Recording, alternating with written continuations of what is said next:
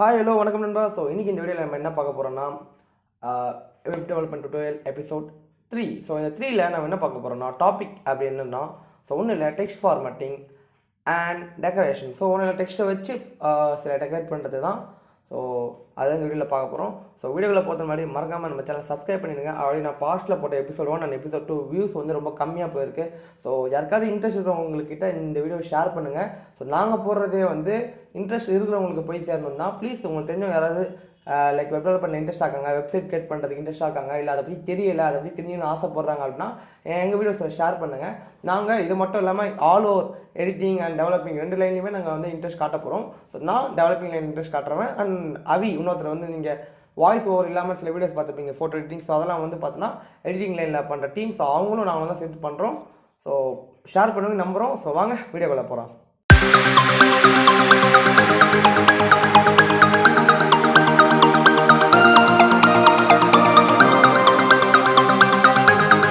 So டுட்டோரியலோட source link, அதாவது நம்ம பண்ணுற இந்த சோர்ஸ் நம்ம HTML சோர்ஸ், அந்த சோர்ஸ் லிங்க் நான் வந்து டிஸ்கிரிப்ஷனில் கொடுத்துருக்கேன். நீங்கள் அதை வந்து டவுன்லோட் பண்ணி யூஸ் பண்ணி பாருங்கள்.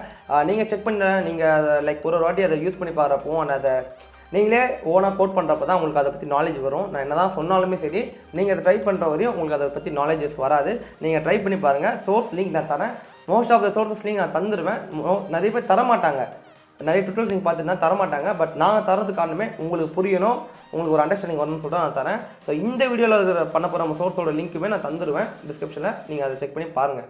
ஸோ டெக்ஸ்ட் ஃபார்மேட்டிங்னா என்ன? டெக்ஸ்ட் ஃபார்மேட்டிங் ஒன்றும் இல்லை guys. So bold, italic, underline and strikes வந்து நிறைய கேள்விப்பட்டிருப்பீங்க. ஸோ அதுதான் வந்து டெக்ஸ்ட் ஃபார்மேட்டிங். HTML அப்படி தான் சொல்லுவாங்க. ஸோ பெருசாக ஒன்றும் இல்லை, 4 டேக் தான் பற்றி நான் சொல்ல போகிறோம். ரொம்ப ரொம்ப சிம்பிளான டேக். ஒரு 2 மினிட்ஸ் இந்த வீடியோ நான் முடிச்சிடும்னு நினைக்கிறேன். ஸோ ஸ்ட்ராங்னா என்ன? ஸோ ஸ்ட்ராங்னா போல்ட். ஸோ போல்ட் எப்பவுமே வந்து ஒரு பிரைட்டாக ஒரு ஸ்ட்ராங்காக இருக்கும் தெரியுமா? ஸோ அதனால தான் வந்து ஸ்ட்ராங்னு டேக் யூஸ் பண்ணுறாங்க. இந்த ஸ்ட்ராங் டேக் யூஸ் பண்ணி நீங்கள் உள்ளே என்ன ஒரு மெசேஜ் போட்டாலுமே அது வந்து போல்ட்டாக மாறிடும். ஸோ அதுக்கு இந்த ஸ்ட்ராங் டேக் யூஸ் பண்ணுவாங்க. இந்த டேக்குமே நீங்கள் க்ளோசிங் டேக் யூஸ் பண்ணியே ஆகணும். ஆனால் நான் முன்னாடி யூஸ் பண்ணுற இந்த எல்ஐ டேக் எதுக்குறான்னா, இது வந்து டாட் நான் உங்களுக்கு காமிச்சிருப்பேன் வெப்சைட்டில். ஸோ டாட் மாதிரி இருக்கும் தெரியுமா? ஸோ அதுக்கு தான் இந்த எல்ஐ டேக். ஸோ வெயிட் பண்ணுங்கள், ப்ரௌசரில் காமிக்கிறேன். ஸோ தெரிஞ்சால் உங்களுக்கு இந்த டாட். ஸோ இந்த டாட் தான் வந்து எல்ஐ டேக்.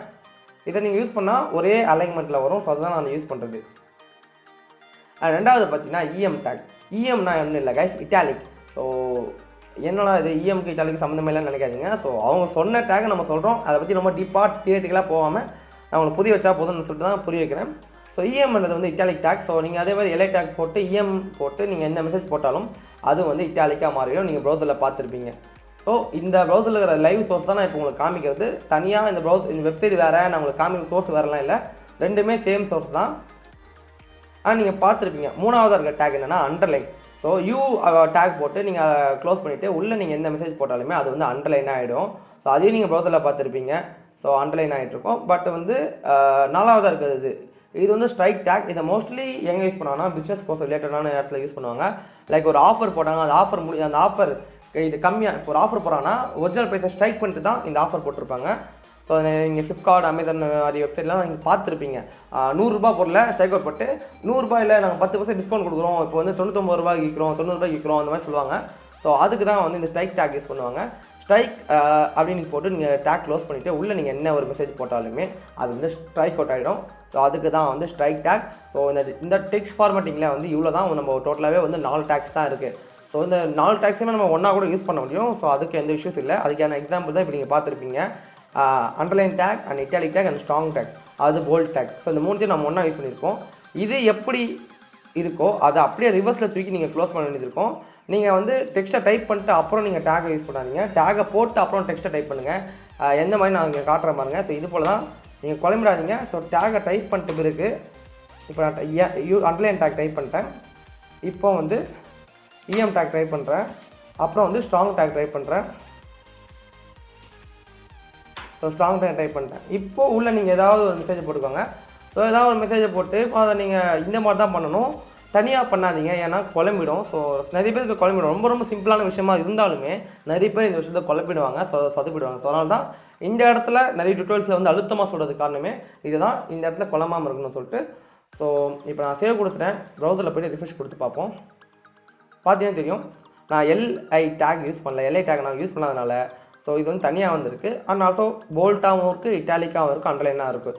ஸோ நீங்கள் 3 டேக்குமே ஒன்றா யூஸ் பண்ணிக்கலாம். ஸோ அது எந்த இஷ்யூஸுமே இல்லை.